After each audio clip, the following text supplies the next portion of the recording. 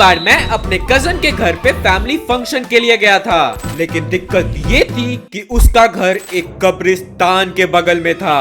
और उस रात हमारे साथ जो कुछ भी हुआ, आओ मैं तुम्हें बताऊं स्टोरी टाइम में। मुझे जितना याद है, मैं उस टाइम क्लास 7 में पढ़ता था। एंड जब मैं हर दिन की तरह अपने स्कूल से घर वापस आया तो मेरी मम्मी मुझे बोलती है, हर्ष सुनो, आज कोचिंग मत जाना, हमें एक फैमिली फंक्शन के लिए एक रिलेटिव के घर जाना है, तो तुम तैयार हो जाओ, हम लोग को जल्दी वहाँ निकलना है। अच्छा कोचिंग नहीं जाना है? हाँ हाँ मम्मी मैं तैयार हो जाऊंगा, कोई दिक्कत नहीं। नहीं मुझे आप लोग ही बताओ, जब मम्मी सामने से ऑफर देती है कि तुम कोचिंग या स्कूल मत जाओ, तो कौन ही ऐसा बंदा होगा जो ठुकरा दे कि नहीं नहीं मुझे तो जाना ही है। मतलब ये बेस्ट फीलिंग होती है लाइफ की। तो देखो उसके बाद मैं फटाफट तैयार होता हूँ एंड हम लोग अपने घर से निकलते हैं अपने रिलेटिव के घर के लिए।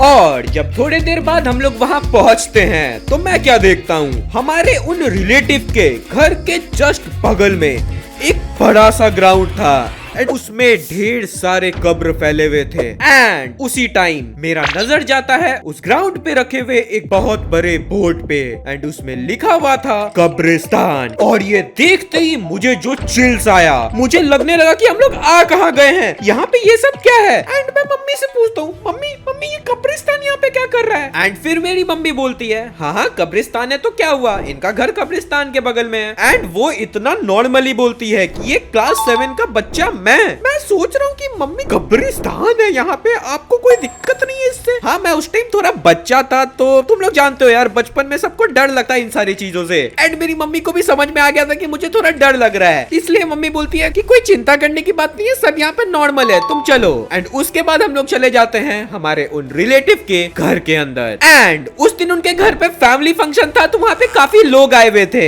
एंड हाँ फैमिली फंक्शन था तो सब फैमिली वाली लोग रहेंगे, इसलिए मुझे भी अपने बहुत सारे कजन्स वहाँ पे मिलने लगे। एंड उसके बाद हम लोग सब जाके एक साथ मस्ती करने लगे। और उसके बाद जिस रिलेटिव के हम लोग घर गए थे, उनका बेटा यानी कि मेरा कजन, जिसे हम लोग इस वीडियो के लिए बुलाएंगे वेद, वहाँ पे आता है एंड हमें बोलता है, और भाइयों आ गए तुम लोग फाइनली मेरे घर पे, आज तो तुम्हें जो मैं मौज कराऊंगा, तुम्हें मजे ही मजे आएंगे। और उसके ये बोलने के बाद हम लोग सबके अंदर जो एनर्जी आती है कि भाई आज तो हमें बहुत ज्यादा मजा आने वाला है, यहाँ आना पक्का वर्थ इट रहेगा। सुसी उसके बाद हम लोग सब आपस में बैठ के कुछ कुछ बात करने लगे। एंड थोड़े देर बाद हम लोग सब जाते हैं वेद के घर के छत के ऊपर। एंड उसके छत से जो नजारा आ रहा था भाई, मानो तो दिल गार्डन गार्डन हो रहा। सुसी उसके बाद हम लोग उसके छत पे घूमने लगे।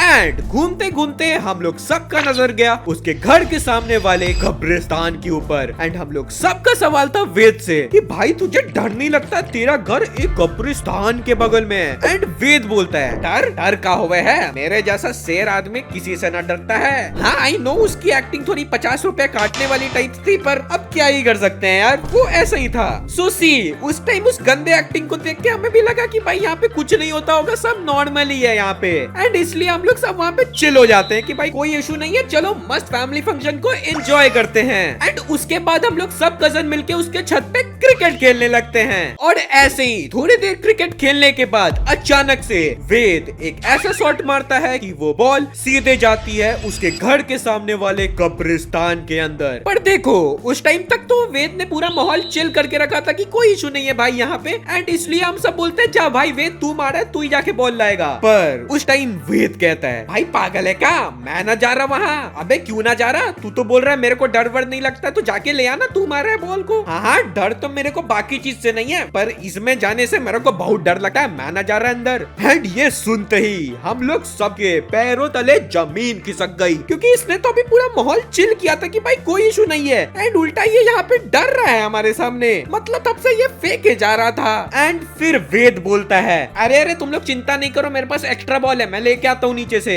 और उसके बाद वो नीचे चला जाता है। एंड वेद के जाने के बाद हम लोग सब कजन के बीच में जो डर का माहौल बना है, हमें लग रहा है भाई इस वेद ने तो हमें फंसा दिया, इसने बोला था कि यहाँ कुछ नहीं होता है, इसने बॉल मार दिया अंदर, और अब ये खुद डर रहा है उससे। सुसी जब हम लोग ऊपर छत पे डर रहे थे, उतने में ही वेद छत पे आता है एंड बोलता है, गाइस अब क्रिकेट बंद करते हैं, नीचे सब लोग बुला रहे हैं, चलो हम लोग सब नीचे चलते हैं। सो उस टाइम जितना मुझे याद है हम लोग उसके रूम में बैठे हुए थे एंड आपस में कुछ ऐसी नॉर्मली बातचीत कर रहे थे एंड उसी बीच वेद हमारे पास आता है एंड बोलता है, और भाइयों कैसे हो तुम लोग? भाई अच्छे तो बिल्कुल नहीं है। जो तुमने हमारे को डराया है छत पे, उसकी जिम्मेदारी कौन लेगा अब? अरे वो सब तो होते रहता है, उसके लिए क्या टेंशन लेके बैठे हुए हो? रुको मैं आता हूँ, वहाँ पे हम लोग मस्त बैठ के बातचीत करते हैं। सो सी बातचीत तो हम लोग क्या ही करेंगे जब सारे कजन एक साथ बैठे हुए हैं एंड हमारे पास कुछ करने को नहीं है, तो ज्यादा से ज्यादा हम लोग एक ही चीज कर सकते हैं एंड हमने भी वही किया, एक दूसरे को कहानियां सुनाना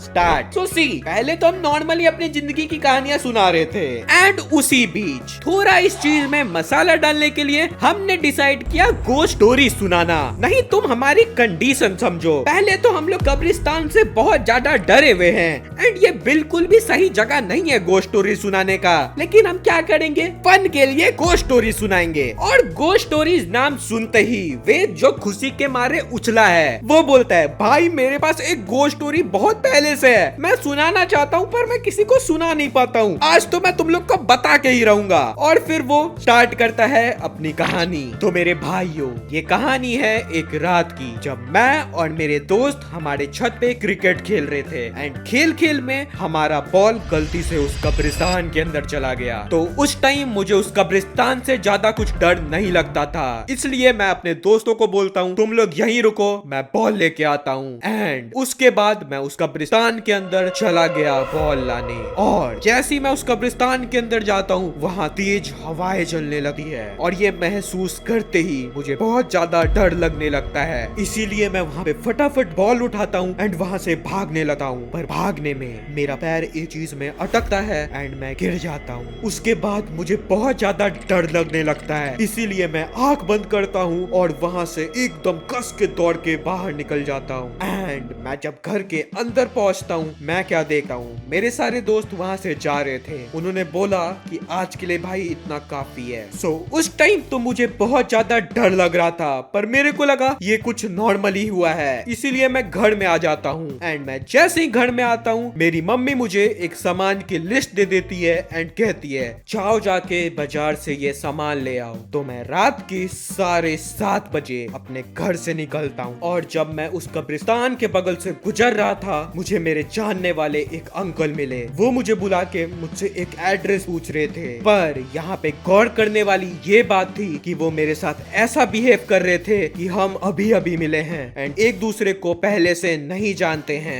ये देख के मुझे थोड़ा डर लगा एंड जब मैंने उनके एड्रेस को देखा तो वो एड्रेस वहाँ से कुछ 50 किलोमीटर दूर का था, और ये देखते ही मैंने उन्हें बोला कि यहाँ पे वो एड्रेस नहीं है, और उसके बाद मैं दौड़ के वहाँ से भाग गया। लेकिन जब मैं सामान वाले दुकान पे पहुंचा, मैं क्या देखता हूँ, वो अंकल वहाँ भी थे एंड वो मुझसे पूछते हैं, और वेद कैसे हो? और मुझे लगता है आइला एक डबल, अभी तो ये पीछे थे, आगे कैसे आ गए? एंड उसके बाद वो मुझसे ऐसे बात करने लगते हैं कि हम अभी थोड़े देर पहले मिले ही नहीं हैं। ये देख के मुझे बहुत ज्यादा डर लगता है एंड मैं उनसे कुछ नहीं बोलता हूँ और फटाफट सामान लेके घर आ जाता हूँ। भाई भाई भाई भाई भाई ये क्या कहानी तू सुना रहा है? सही में ये तेरे साथ हुआ है? हाँ भाई सही में ये मेरे साथ हुआ है एंड मैंने ये कहानी अभी तक किसी को नहीं सुनाई है। मुझे बहुत ज्यादा डर लगता है उस रात के बारे में। भाई तब तो तूने बिल्कुल सही किया कि आज तू बॉल लाने वहाँ नहीं गया, नहीं तो तेरे साथ कहीं वो दोबारा ना होता। और ये कहानी सुनते ही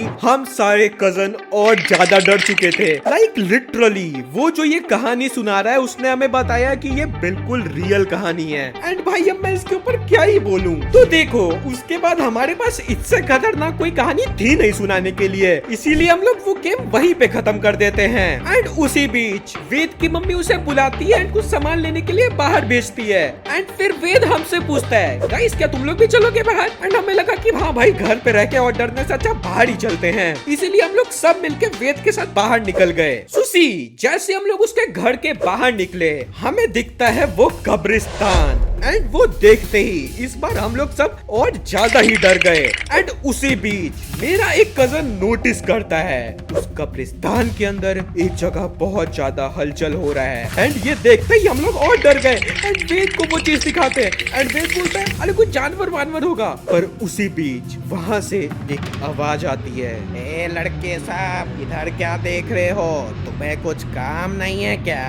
एंड मैं तुम्हें सही में बता रहा हूँ उस टाइम सो हम लोग सब डरे हैं एंड वहाँ से दौड़ने लगे हैं। पर जैसे ही हम लोग दौड़ने लगते हैं उस कब्रिस्तान में हमें एक ब्लू ड्रेस में आदमी दिखता है एंड हमें लगता है ब्लू भूत ब्लू भूत ब्लू भूत। एंड उसी टाइम वेद बोलता है, अबे पागल हो क्या तुम लोग, वो देखो गार्ड अंकल है वहाँ पे, तुम लोग को वो डरा रहे हैं, तुम लोग डर भी रहे हो। एंड उसके बाद जब हम लोग उस कब्रिस्तान की तरफ देखते हैं तो हाँ सही में वहाँ पे एक गार्ड अंकल थे। उसके बाद वो बाहर आते हैं एंड हमसे पूछते हैं तुम लोग डर क्यों रहे हो। अंकल अभी तो आप ही डरा रहे थे हमें, खुद डराते हो खुद पूछते हो, कोई सेंस है इस बात का? अरे मैं तुम लोग को डरा नहीं रहा था, मैं तो ऐसे यूजुअली पूछ रहा था कि तुम लोग इधर देख क्यों रहे हो। मुझे लगा तुम लोग का कुछ अंदर चला गया एंड मैं तुम लोग को दे दूं वो, इसीलिए मैंने पूछा। नहीं नहीं अंकल कुछ नहीं गया, हम तो ऐसे नॉर्मली देख रहे थे। उसके बाद हम लोग वहाँ से चले जाते हैं एंड बॉल तो बिल्कुल नहीं मांगते हैं यार। एंड उसके बाद हम लोग सामान लेते हैं एंड वेद के घर पे वापस आते हैं और जब तक हम लोग वहाँ वापस पहुँचते हैं तब तक वहाँ खाना बन चुका था एंड मेरे को जितना याद है खाना बहुत तगड़ा था वहाँ का। सो उसके थोड़ी देर बाद हम लोग अपने अपने घर की तरफ निकल जाते हैं। पर आज तक उन अंकल और वेद की मिस्ट्री सॉल्व नहीं हुई है।